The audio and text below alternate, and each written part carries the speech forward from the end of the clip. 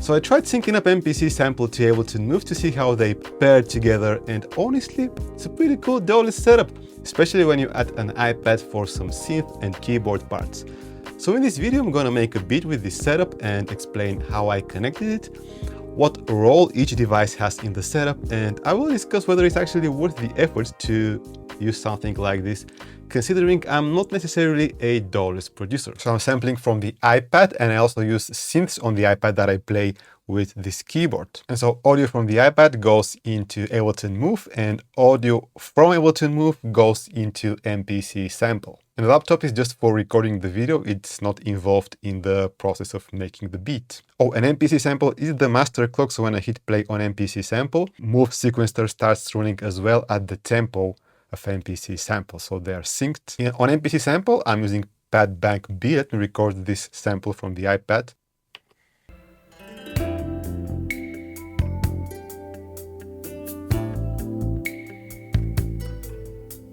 Okay, so this is enough. So I chopped it into 16 equal pieces. This should work well. Let me go back to Pad Bank 1 and lay down the drums before I record the sample. 2-bar sequence, okay. I'm just going to disable recording quantization.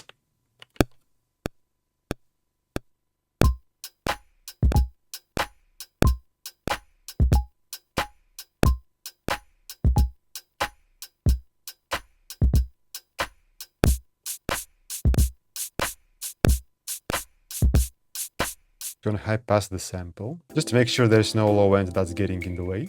Okay, so I'm just gonna change the pitch of the sample to sync it. Just gonna add the clipper to the drums. Okay, let's double the length of the sequence to record this sample. Chops, go shift, double sec.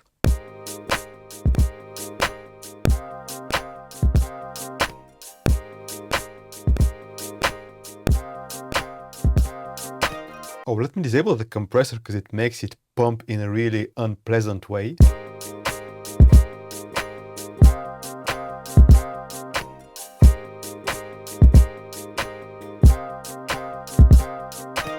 Alright, for the bass I'm gonna use this Pro, what is it called? It's the Pro A5 synth by AudioKit Pro. Let's record this on an audio track on Move. Just press record and it's not gonna start recording before I start the sequencer of MPC sample.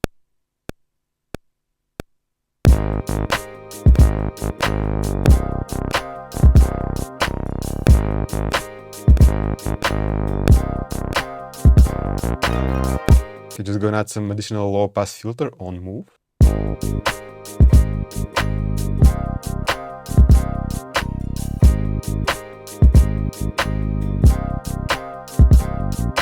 Gonna go to another AudioKit app. This is the Retro key, so gonna record some electric piano.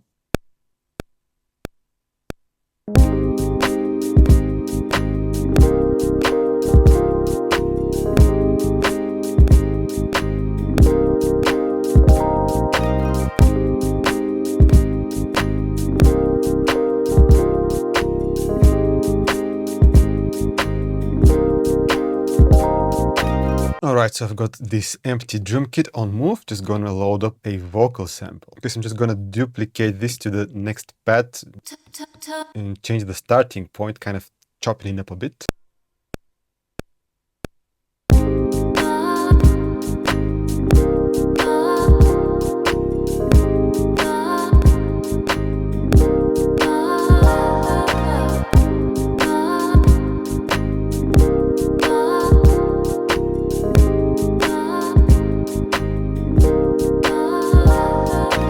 Okay, let's do one more audio track on Move and do a, I don't know, maybe a lead again from this Pro A5 synth.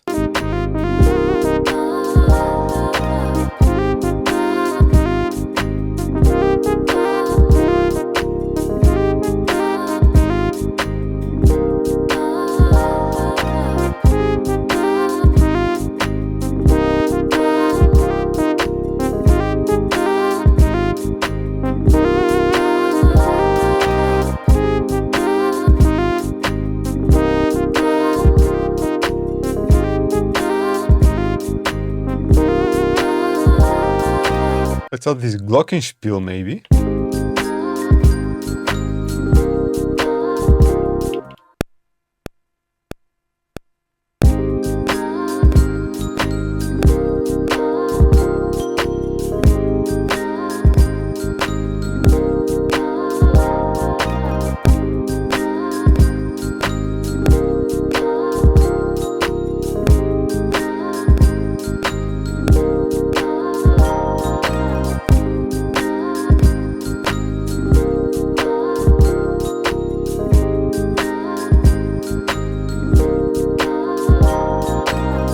way, if you are enjoying the video so far, I would really appreciate it if you can do me a solid by hitting the like button down there and subscribing if you haven't done so yet. Okay, so let me now break it all down and see how this whole setup works. So in this setup, move follows the tempo of MPC sample.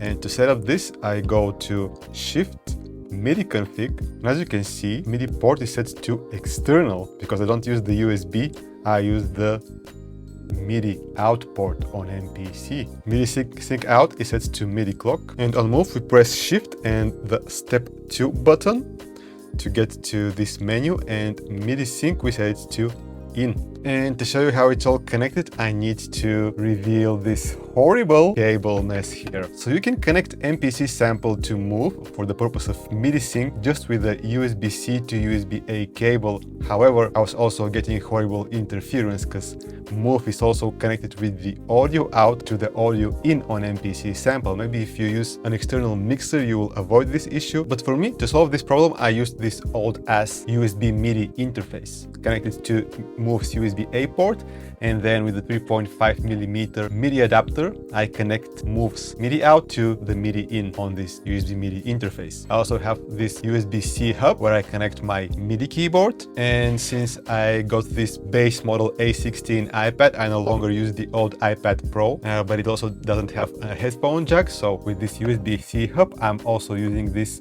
USB-C to 3.5mm dongle to connect the audio out of the iPad to the input of Ableton Move. So this is how I use the iPad to record keys into Ableton Move's audio tracks, just by using this basic generic USB-C hub. So I play the keyboard, it sends MIDI to the iPad outputs the audio through the 3.5mm to USB-C adapter, goes into Move, and either I record the synths and the keyboard parts on Move's audio tracks, or if I'm sampling, I'm recording the sample straight to MPC sample to chop it. And also to do that, I've got the monitoring on enabled on Move so that it passes the audio through to MPC sample.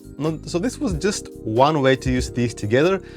MPC sample as a clock source, by the way, works better because it has a stop button. So stopping it stops Move's sequencer as well, which doesn't really work if Move is the clock source because it doesn't have a stop button, if that makes sense. But overall, this setup was pretty fun and using it was quite enjoyable, and I know people in the Dolist community, they just love connecting multiple pieces of gear and messing around with them. So if that's your thing, I think you will have a blast. For me, as someone who isn't a Dolist jammer, but rather a producer who likes finishing and releasing music, I would say this isn't the most optimal setup. Obviously, you can achieve all of this with a laptop and a MIDI controller, and it would be easier to finish your tracks.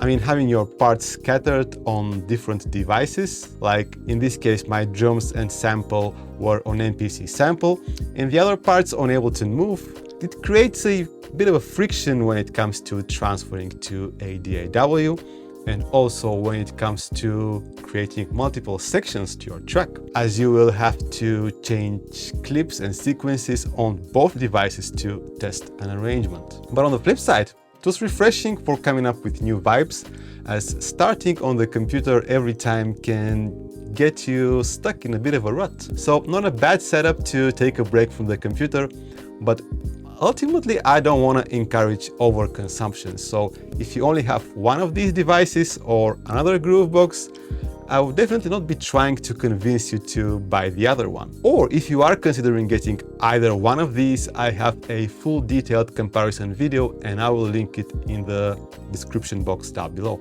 And if you're already a user of Ableton Move and Ableton Live, I do have a sound pack that works on both. It's called Electric Bap. It's full of presets, drum kits, and musical loops for chopping, and it was received really well by the community when I released it a few months ago.